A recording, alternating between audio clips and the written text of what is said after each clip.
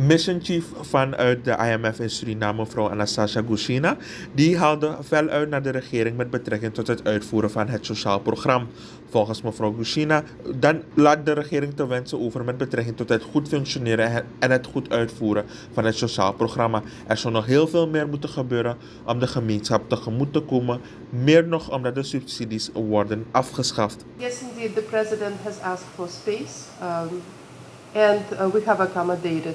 We're planning to accommodate this request. We will target slightly lower primary balance next year.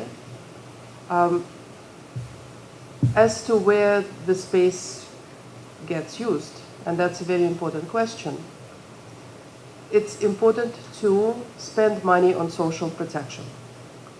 And this is one area where the results have been disappointing. Social protection should never have been an afterthought. In fact, when the IMF has recommended the removal of fuel subsidies, phasing out of electricity subsidies, and other measures, on one hand, at the same time, there was supposed to be support for the population in terms of social protection programs. We have a floor. I don't know if people realize this is the area where the fund asks the government to spend more. It's a very different line item compared to all the others. In others, we say, let's consolidate. In this one, we say, please spend more. This is where there has been some underperformance, unfortunate underperformance, and efforts should be stepped up to meet the targets for end year, and also to make sure that the money reaches to the right people, and that the value of those payments are not eroded by inflation. So we have had those discussions with the president, and he is planning to take this situation to heart.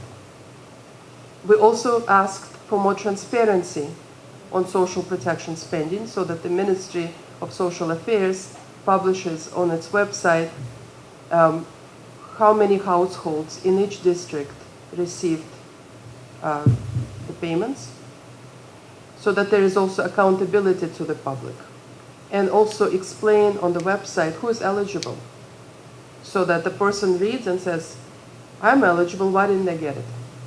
So there should be accountability for this. And of course, to spend money wisely on infrastructure, that's another important goal. We have also discussed wages. And our opinion is that the public sector salaries are scandalously low. It is not right that the teacher has to rely on tutoring just to make ends meet, that her salary has been degraded with inflation to such extent. But it is also important to keep in mind there is also a lot of waste. One of the conditionalities under the program is to get rid of ghost workers. 18% of the public workforce are not registered in the system. And the population should demand change and accountability.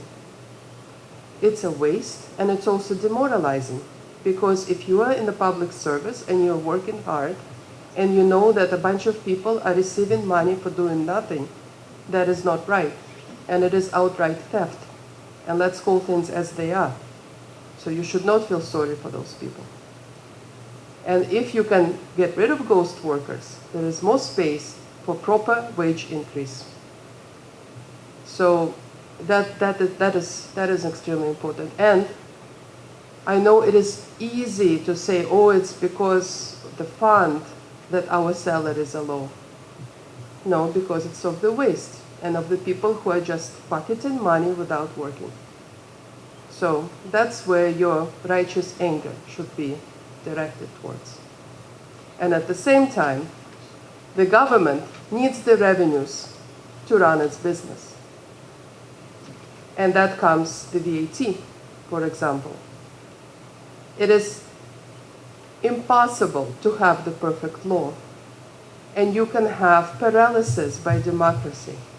You can postpone and postpone until everybody is happy. But let's face it, nobody likes to pay taxes. nobody will ever be happy. But every time you postpone, you're losing potential revenues that could be directed to pay salaries, including for those unions that are protesting, and to pay social protection payments to the poor and vulnerable who are suffering.